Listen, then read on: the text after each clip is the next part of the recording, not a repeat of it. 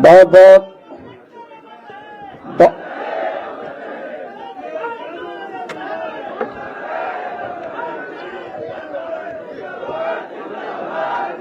सम्मानित साथियों बहुत बहुत धन्यवाद। बहुत बहुत धन्यवाद। आप लोग अपने यथावत स्थान पर बैठ जाएं।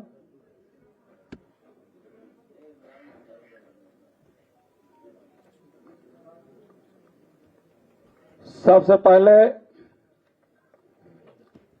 आज बहुत बड़ी संख्या में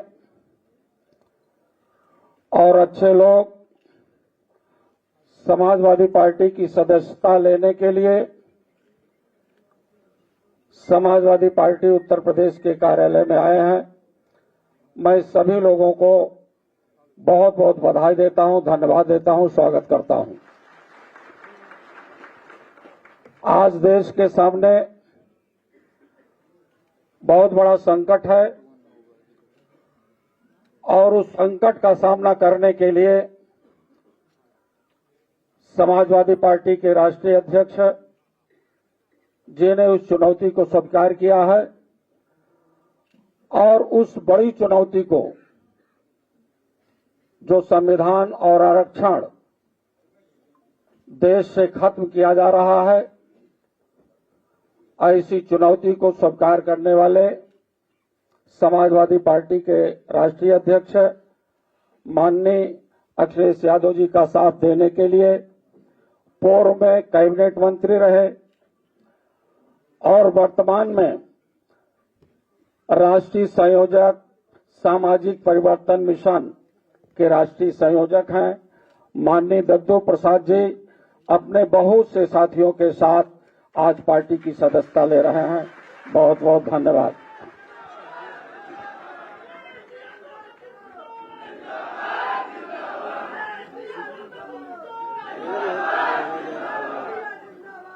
इसके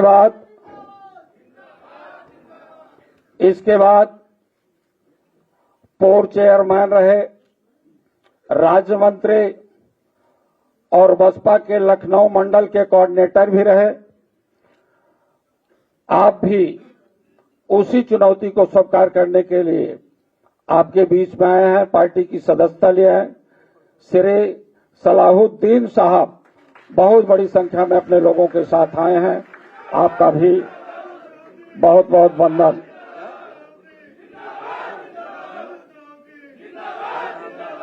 बुलंद बैठ जाए साथियों। जनपद बुलंदशहर के साथी श्री देवरंजन नागर जी बहुत से साथियों के साथ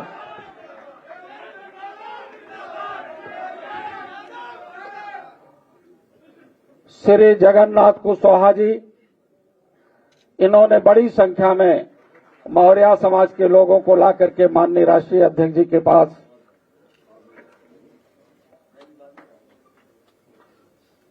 साथियों, अब माननीय राष्ट्रीय अध्यक्ष जी प्रेस के माध्यम से आप लोगों को कुछ बातें बताने का काम करें। एक बार मैं फिर अपनी तरफ से, अपने साथियों की तरफ से आप सभी लोगों का हृदय की गहराइयों से स्वागत करते हुए माननीय राष्ट्रीय अध्यक्ष जी का संबोधन।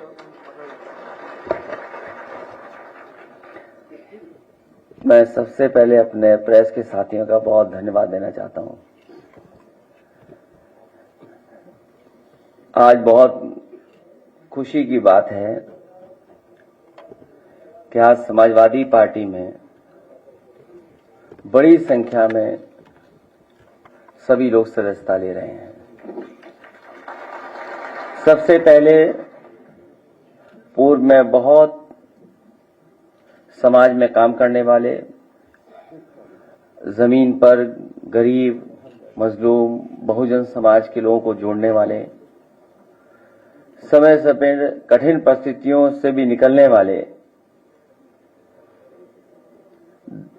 दद्दू प्रसाद जी, उनका मैं स्वागत करता हूं। समाजवादी पार्टी में आज शामिल होने के लिए मैं उन्हें बधाई देता हूं उनके बड़ी संख्या में साथी जो यहाँ पर मौजूद हैं उनका धन्यवाद देता हूँ।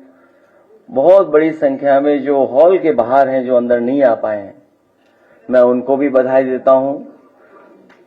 और दूर दराज जो देख रहे होंगे, सुन रहे होंगे, क्योंकि संभव नहीं था सब लोगों का यहाँ आना, बड़ी संख्या में इनसे जुड़े हुए लोग पूरे प्रदेश में, उन सब का मैं बहुत बहुत धन्यवाद और आभार प्रकट करता हूँ दद्दू प्रसाद जी के माध्यम से। इधर सलाउद्दीन साहब से बहुत बार चर्चा हुई, इनके बहुत साथी सहयोगी समय समय पर हमसे मिले, ये दूसरे दल को मजबूत कर रहे थे। अब समाजवादी आंदोलन को और समाजवादी लड़ाई को आगे बढ़ाने के लिए मैं सलाउद्दीन साहब का और उनके साथ जितने सहयोगी साथी आए उनका बहुत बहुत धन्यवाद और आभार प्रकट करना चाहता हूं।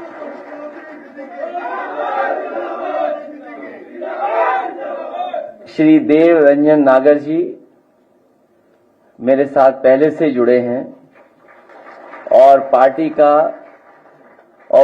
के सिद्धांतों को, कार्यक्रमों को ठीक तरीके से समझते हैं।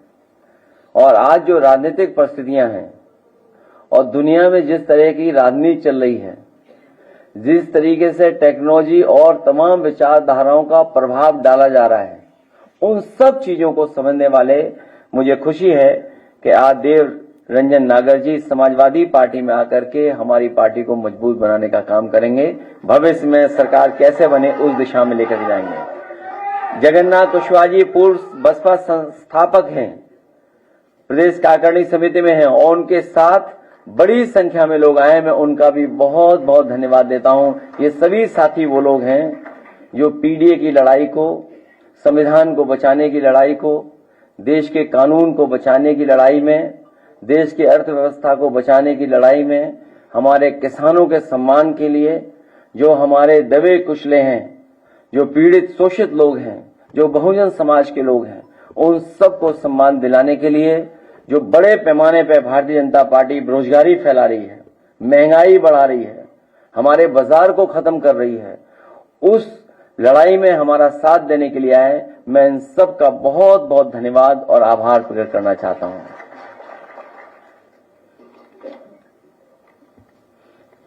इसके साथ साथ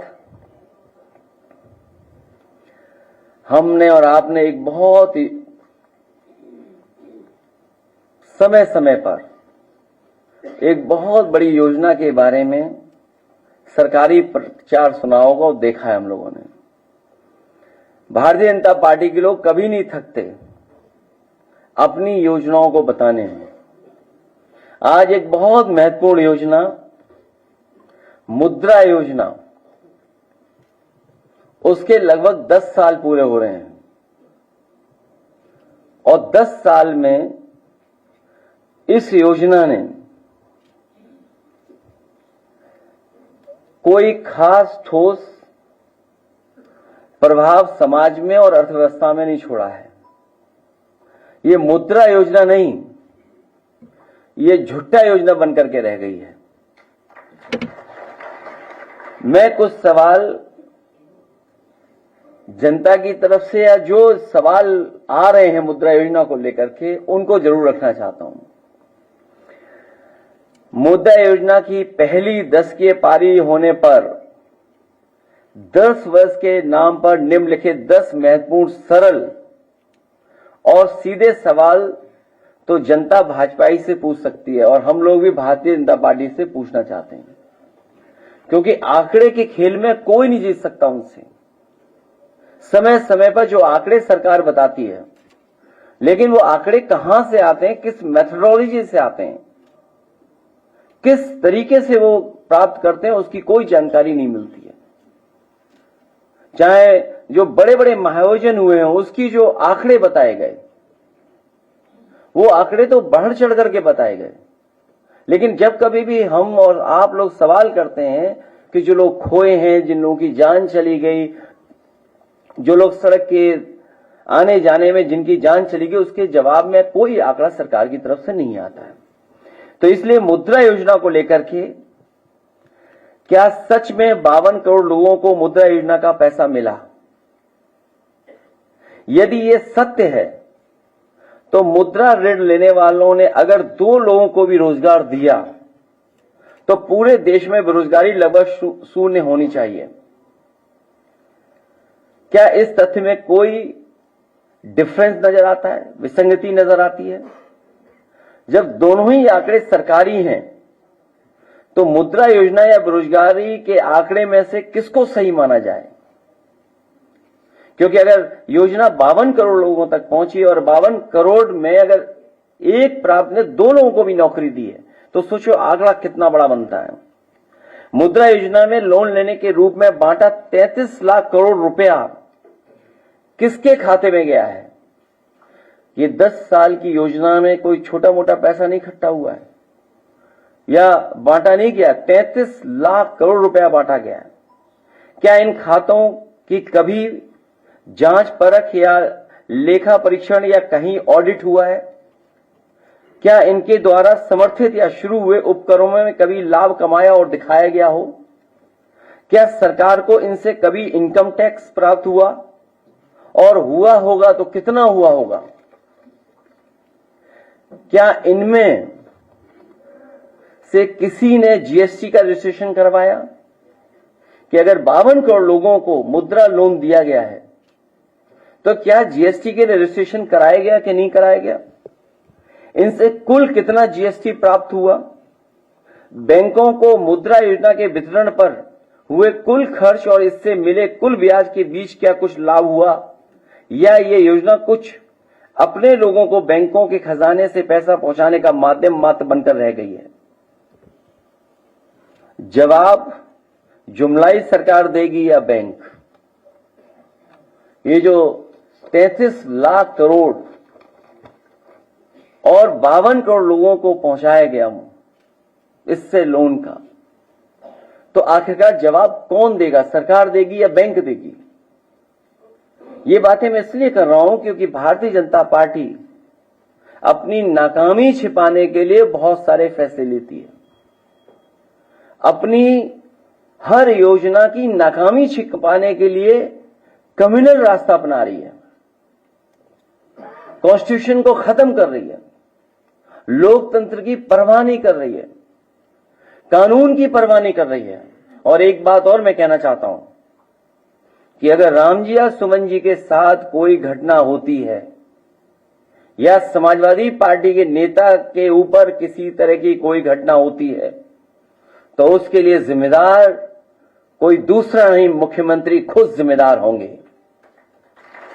क्योंकि मुख्यमंत्री खुद उस संगठन पे हाथ रखे हुए हैं। जितने भी लोग उसमें दिखाई दे रहे हैं, हालांकि जाति की बात नहीं करनी चाहिए, जातियों की बातें समाजवादी लोग नहीं करते हैं, लेकिन कहीं ना कहीं जाति कनेक्शन भी उन्हीं का उनसे दिखाई देता है। क्योंकि पकड़े कौन? करने वाला वही, पकड़ने वाला भी वही, रिपोर्ट लिखाने वाले अगर जाएं तो सामने वही दिखते हैं।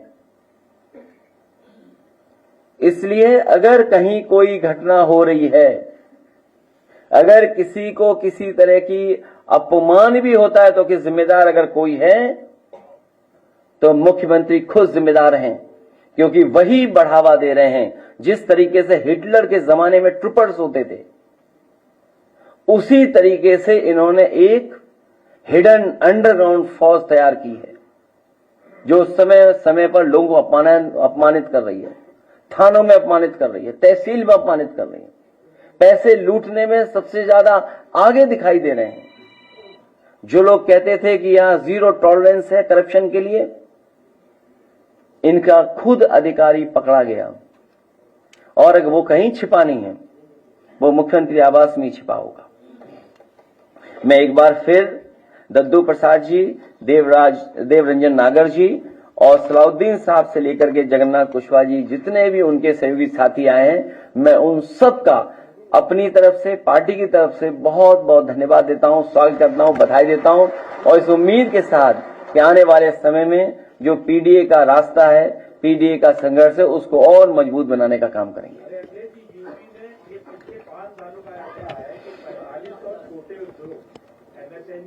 बंद हो गए। इससे 45,000 लोगों का जो है बेरोजगार हो गया, जबकि ये आंकड़ा इनका सरकारी आंकड़ा है, जबकि ऐसा नहीं है। उत्तर प्रदेश में अभी एक कानपुर की फर्टिलाइजर कंपनी बंद होने की कगार पे उसने कहा कि मैं प्लांट बंद कर दूंगा, और उससे भी काफी लोग जो है बेरोजगार हो रहे हैं।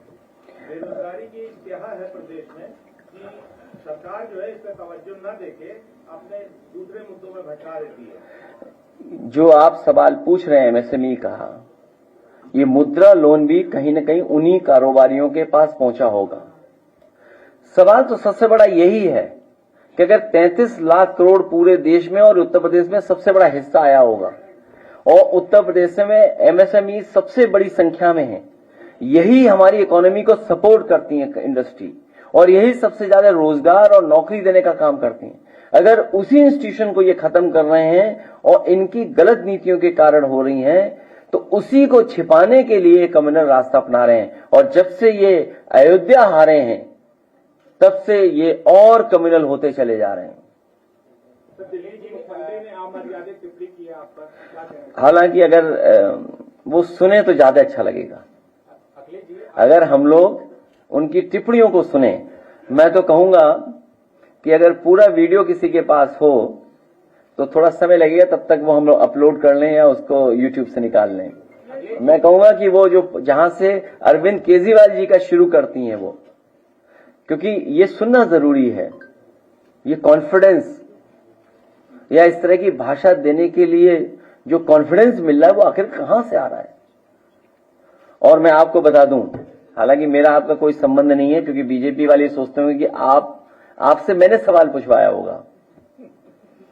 हालांकि वो विषय ऐसा नहीं है, लेकिन फिर भी मैं कह सकता हूं, अगर अपोजिशन वाले तालिबान कहें तब एक अखबार दैनिक जागरण, मैं अपने सभी समाजवादी साथियों से कहूंगा, दैनिक जागरण को पढ़ना बंद कर दें, आप खरीदना बंद कर दें। उनके जितना कारोबार है उससे बिल्कुल अपने आप को जोड़े नहीं, दूर कर लें। अभी सुन लो बेटा, क्योंकि तुम नए हो, और नया मैं इसलिए बोल रहा हूं क्योंकि पत्रकार साथी 8 बजे कोई सो के नहीं उठता। इनको जगाया गया था मेरे घर पहुंचाने के लिए। और एक और व्यक्ति है, अमरोहा का है कि मुरादाबाद का है, पत्रकार साथी जानते होंगे उसका नाम, मैं नाम स्लिप कर रहा हूं, वो दैनिक जागरण, और एक आईएएस अधिकारी अवनीश अवस्थी। मुझे कोई संकोच नहीं है, एक आईएएस अधिकारी अवनीश अवस्थी, उनके इशारे पर, मुख्यमंत्री के इशारे पर, ये जो टर्म आज मुख्यमंत्री यूज कर रही है, जो आप सवाल मेरे से पूछे हो, इस सब ने मिलकर के साजिश रची थी। और ये पीडीए परिवार के लिए कोई नई चीज नहीं है, इनको अपमानित होना ही पड़ता है। कोई ऐसा पीडीए परिवार का यहां बैठा ये नहीं कह सकता है कि समाज में कभी न कभी वो अपमानित न हुआ हो। उन्हें अपमानित होना ही पड़ता है। ये हम लोगों की लंबी लड़ाई है। और एक कोई मनु गड़बड़ाए थे, उन्होंने ये व्यवस्था की जिसकी वजह से हमें आज भी अपमानित होना पड़ रहा है। कोई ये मनु महाराज गड़बड़ कर गए जिसकी वजह से आज भी हम लोगों को अपमानित होना पड़ रहा है। और अगर वीडियो आ गया हो तो जरूर दिखाइए, ये चाल चरित्र और चेहरा भारतीय जनता पार्टी का दिखाई देगा आपको स्क्रीन पर।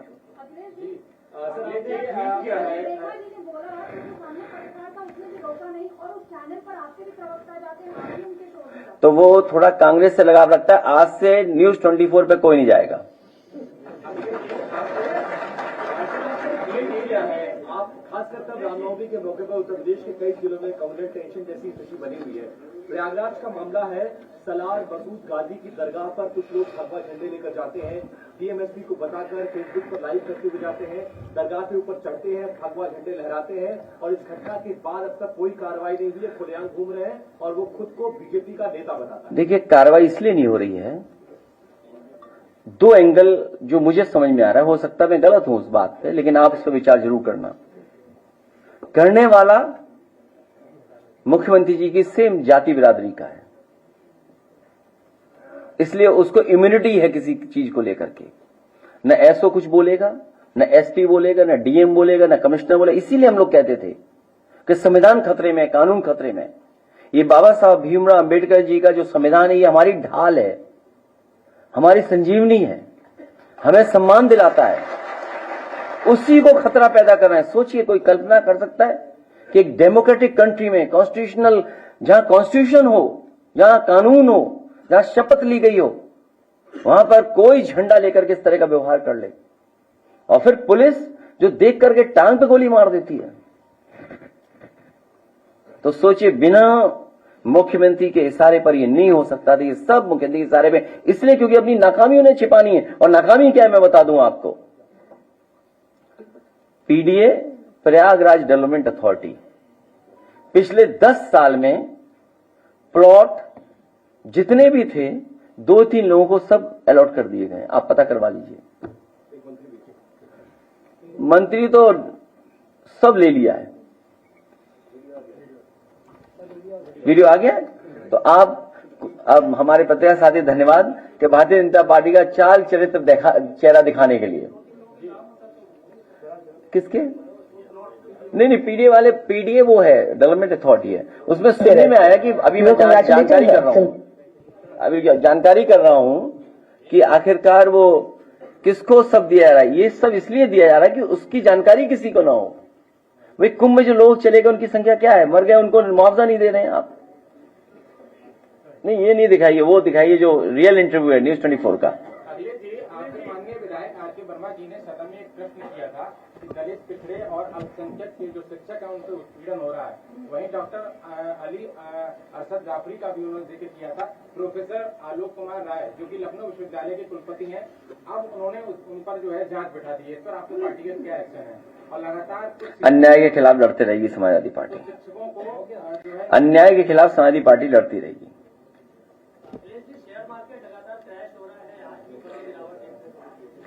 जब अमेरिका से आप कुछ कर ही नहीं सकते हैं। मैंने आपको इसीलिए क्या, मुद्रा योजना नहीं, ये झुट्टल योजना है।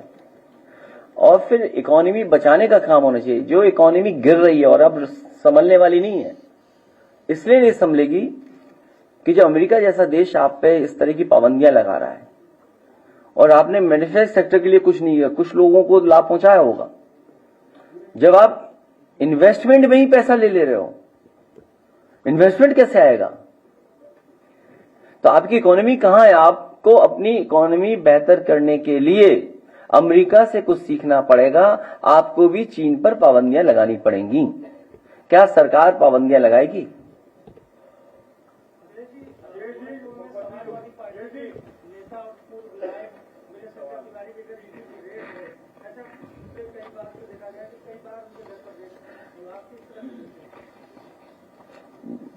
सरकार जिसके पे चाहे उसके यहां भेज सकती है ईडीसी व इनकम टैक्स, और फेस करना चाहिए। अगर कोई बात है तो अपने कागज दिखाए जाएंगे। अखिलेश जी, मुख्यमंत्री योगी आदित्यनाथ कह रहे हैं कि 30 साल में वो गरीबी है वो खत्म कर देंगे और इलेक्शन 2 साल बाद है। 2 साल में भारतीय जनता पार्टी चली जाएगी, फिर गरीबी हटने का काम शुरू हो जाएगा।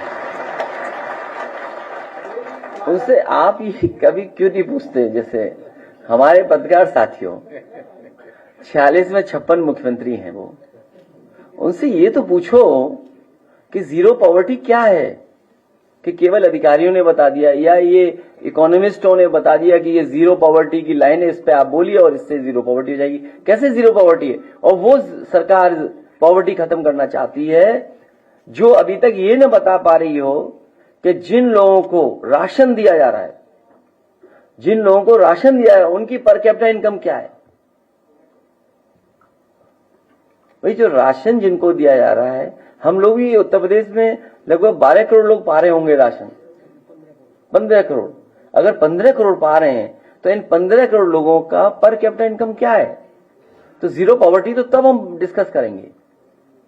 केवल कह देना कि हम गरीबी हटा देंगे 2 साल में, अरे 2 साल में तो अभी चले जाओगे आप खुद ही।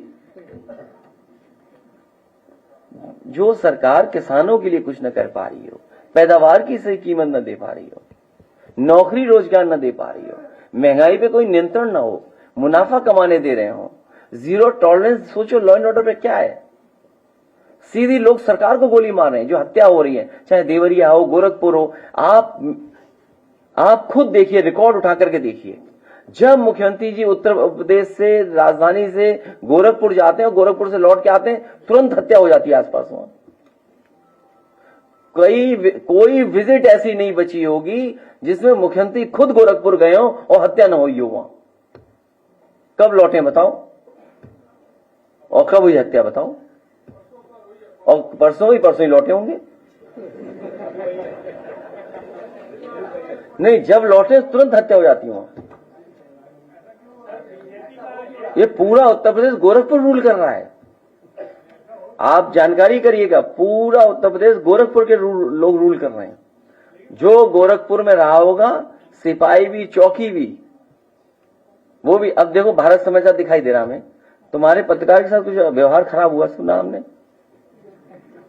है? भारत समाचार, तुम्हारे किसी पत्रकार के साथ व्यवहार खराब हुआ किसी जिले में? हाँ हुआ, देखिए, अपनी खबर इनको नहीं पता।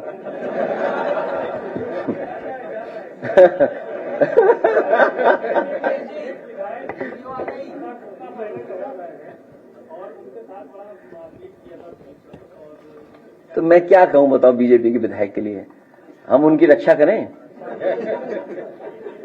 अब सुनिए, चाल, चरित्र और चेहरा। अब आप देखिए, आवाज तेज कर देना। कुछ नेताओं के नाम लूंगा, आपके जहन में जो पहला शब्द या पहली लाइन आती है आपको मुझे वो बताना है। अब नाम तो लो। अरविंद केजरीवाल। झूठा। आतिशी। बेवकूफ। बेवकूफ। उनको यही नहीं पता कि वो कहाँ जा रही है। जनता ने उनको मौका दिया है, दोबारा जीत के आई है। शांति से अपना काम करो ना, जीवन करो, काहे केजरीवाल की राह पे चल रही है? भगवंत मान। No comment. राहुल गांधी। ये भी उसी कैटेगरी में है। मतलब राहुल गांधी तो लीडर है ही नहीं। 99 सीट आई है इस बार। हाँ, तो उनके लिए थोड़ी ना, ये कांग्रेस का जो नाम पुराना है, पुरानी लीडरशिप जुड़ी है, लोग आज भी कांग्रेसी हैं। वो जो जिसे स्वतंत्रता के संग्राम से जुड़े हुए लोग हैं, उनको आज भी सब कांग्रेसी हैं, क्योंकि तब कोई और पार्टी होती नहीं थी। ओके। प्रियंका गांधी। प्रियंका गांधी सो मतलब good for nothing. Kanhaiya Kumar. हाँ, देश तोड़ो। नरेंद्र मोदी। देश जोड़ो। देश जोड़ो। अमित शाह। गजब है, गजब के शानदार ऐसे नेता जो डेयरिंग है, बिल्कुल जो कर पाने की, जिसके अंदर सारी हदें पार करके भी सच के साथ खड़े रहने की ताकत है। दोनों में ज्यादा कड़क कौन है, मोदी जी और अमित शाह में? संसद में तो अमित शाह जी ज्यादा कड़क दिखते। दोनों है, दोनों अपने फर्म हैं डिसीजंस को लेकर के। चीजें कोई दिखाता है, दिख जाता है, कोई दिख नहीं पाता है। ओके। मोहन भागवत। आदरणीय। अखिलेश यादव आए थे दिल्ली में प्रचार करने। टूटी चोर। कपिल मिश्रा आपके मंत्री। ईमानदार, बंद कर दो। सच के साथ जूझने की ताकत। अब बाकी आप समझ लो, हमें कुछ नहीं कहना। आप भाई ये बता, हम लोगों का, अगर ये दद्दू प्रसाद जी हैं, ये किसी मंदिर चले जाए तो मंदिर गंगा जल से धोया जाएगा। ये सच है, स्वीकार करो चाहे ना करो। और मैं चला गया था एक मंदिर में, वहां के ब्राह्मण मना कर रहे थे कि मत धो मंदिर, लेकिन भारतीय जनता पार्टी ने पूरा मंदिर धोया गंगा जल से। और हमारे पत्रकार साथी जो जानते होंगे कि मुख्यमंत्री आवास जब खाली हुआ, वहां भी गंगा जल से धोया गया था। तो ये जितने बैठे लोग हैं, अगर ये मंदिर चले आए तो इन गंगा जल से धोया जाएगा। आप लोगों के प्रति नफरत दर्शाती है? मैं कुछ नहीं कहूंगा, मैं कुछ नहीं। नफरत दर्शाती है सरकार की कि पीडीए और विपक्ष के नेताओं से नफरत की जा रही है। नहीं, पीडीए के लोगों को ये परेशानी, ये तकलीफ हमेशा उठानी पड़ती है, इसीलिए हम लोग एकजुट हो रहे हैं। मैंने पिछली बार भी सवाल किया था पत्रकार साथियों से कि मुख्यमंत्री जी कह रहे थे कि 80-20 की लड़ाई है, तो मैं जानना चाहूंगा मैं 20 में हूं कि 80 में हूं? और मैं उन्हें बताना चाहता हूं, दूसरी बात बताना चाहता हूं, अगर ये 80-20 की लड़ाई का गणित उनके पास है तो ये लड़ाई 80-20 की नहीं है, ये लड़ाई 90-10 की है। पीडीए जिंदाबाद, पीडीए जिंदाबाद,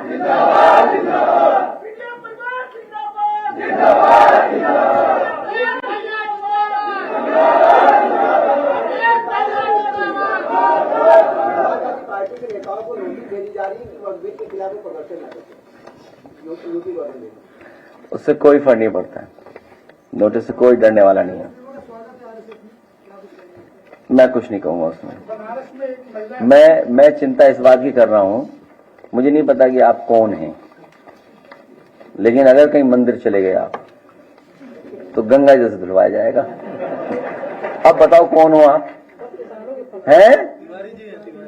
तुम्हारा नहीं धुलाया जाएगा। इसीलिए सवाल ऐसा पूछते हैं। अब ये बताओ, हमारा मंदिर न धोया उसके लिए क्या करें बताओ? क्या चीज? मैं उनके बारे में कुछ नहीं कह रहा। मनु महाराज ने जो कुछ किया गड़बड़, उसकी वजह से हमें फेस करना पड़ रहा है। ये कौन है मनु महाराज? प्रधानमंत्री के संसदीय निर्वाचन क्षेत्र में एक महिला खिलाड़ी के साथ कार में 7 लोगों ने इसकी इज्जत लूटी है, और जब तक प्रधानमंत्री आते हैं तब तक इस तरह के हादसे होते हैं। इस तरह की घटनाएं उत्तर प्रदेश में बढ़ी हैं। इस तरह की घटनाएं उत्तर प्रदेश में बढ़ी हैं। पूरा प्रशासन, पुलिस, जो सुरक्षा होनी चाहिए, जिस तरह का इंतजाम होना चाहिए, पुलिसिंग होनी चाहिए, वो कुछ भी सरकार नहीं कर रही है। जब पुलिस से आप दूसरा काम लोगे तो आप उससे कैसे उम्मीद करोगे कि लॉ एंड ऑर्डर पे वो पुलिस काम करे? एक आध घटनाएं नहीं, कितनी घटनाएं। अभी कल ही जब हम लोग बैठे थे या परसों, पुलिस के खिलाफ पुलिस एफआईआर लगा रही, पुलिस ही ढूंढ रही है पुलिस को, और पुलिस को पकड़ के ला रही पुलिस। ये है उत्तर प्रदेश। बताइए, who is this Abhishek Prakash? वो तो मुख्यमंत्री आवास में होंगे कहीं। किसानों को मुआवजा नहीं दिया जा रहा है सर।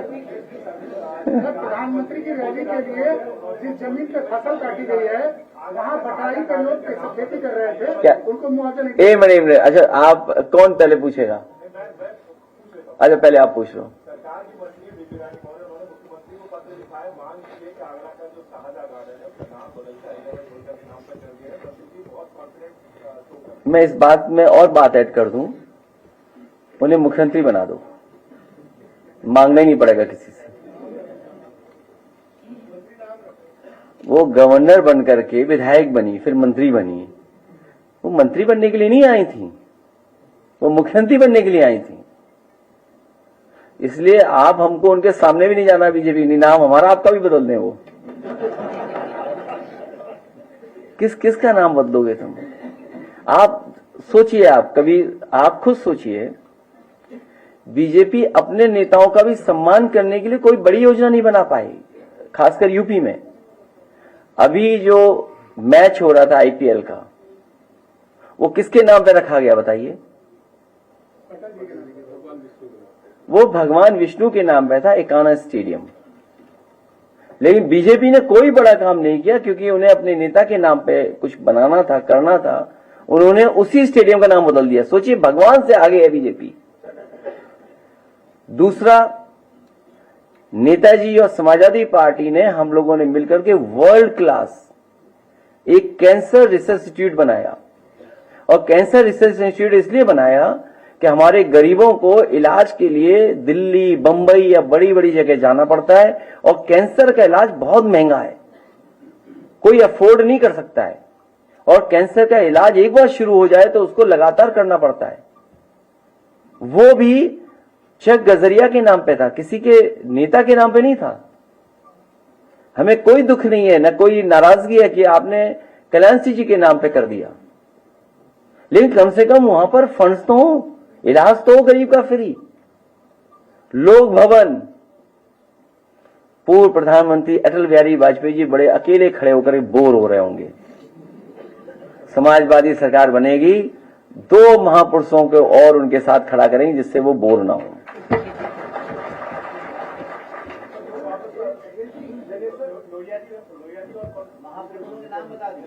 वो बता चुके तो अपना तुम्हारा निकाल लेना आर्काइव से।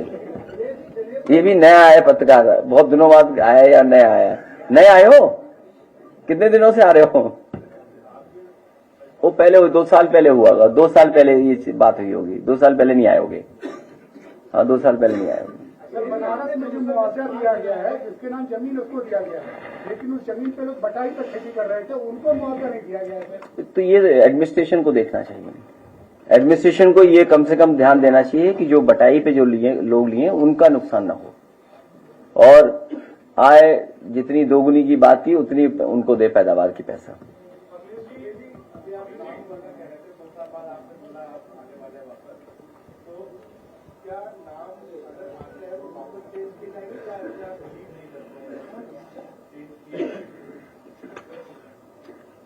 आप क्या चाहते हो?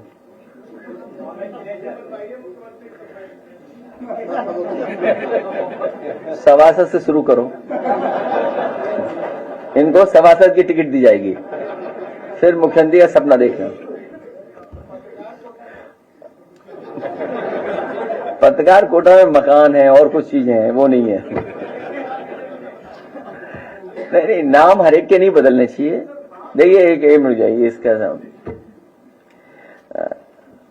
लोक भवन पे जरूर अकेले बोर हो रहे हैं, वहां जरूर 2 महापुरुष और आ जाएं, 3 आ जाएं, 4 आ जाएं, क्योंकि समाजवादी पार्टी की सरकार में बना हुआ लोक भवन है और वो जनता का है। लोक भवन कोई हमारा आपका नहीं है। स्टेडियम नए बनाएंगे, अब नए स्टेडियम बनाएंगे, इससे बेहतर नए शहरों में बनाएंगे जहां मैच और जगह भी हो पाए। वो नेताजी के समय से मैंने भी फंड दिया, नेताजी ने फंड दिया, पता नहीं क्यों रोक रखा है इन्होंने। क्योंकि मुख्यमंत्री जी क्रिकेट खेलते हैं तो 3 टप्पे के बाद बैट मारते हैं बॉल पे।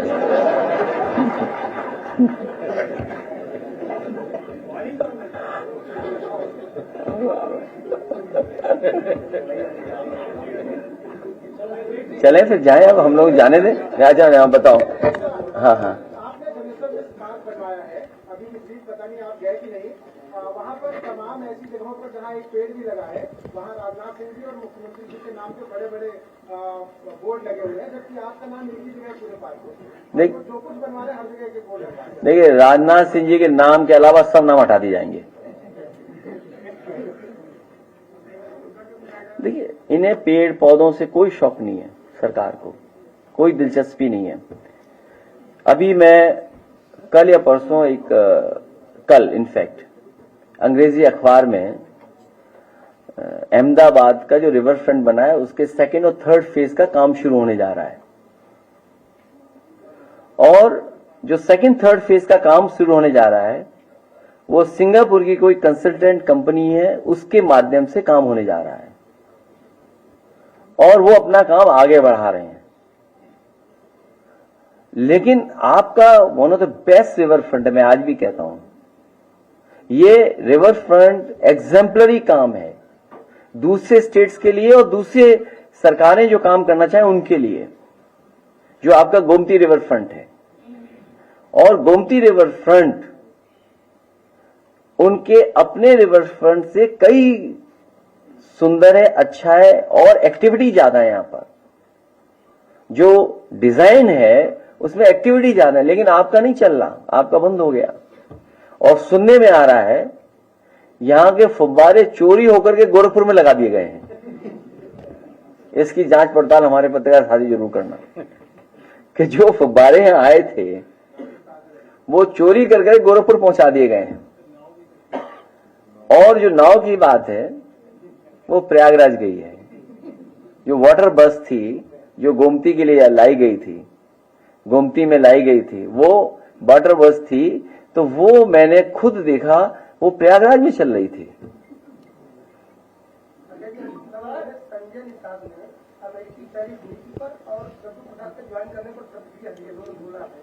उनका कहना है दूसरी बात के लिए कि नेताओं के आने से वोट बैंक साथ नहीं आता।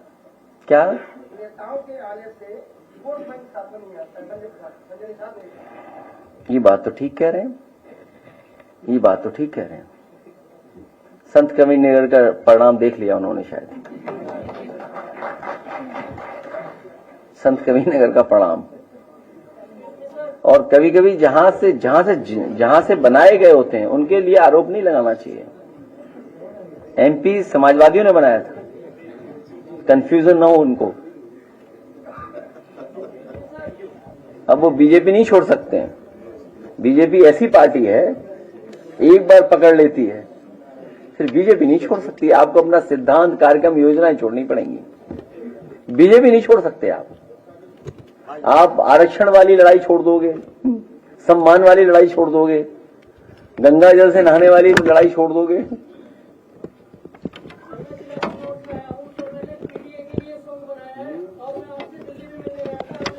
गाते हो तो पत्रकार शादी बुरा न माने तो गा दे आके।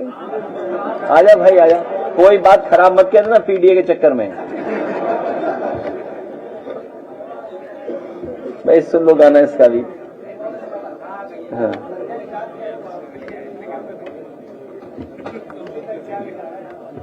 मैंने आपसे कहा बीजेपी ऐसा जकड़ लेती है कि अपना आरक्षण आंदोलन। आओ बेटा यहाँ माइक पे गा दो। अच्छा गाना, पेन ड्राइव है? अरे तब तो अच्छा, तो क्या गाना है? लाइए पेन ड्राइव। हाँ ये अच्छा आदमी है, दे दो पेन ड्राइव। है क्या चीज?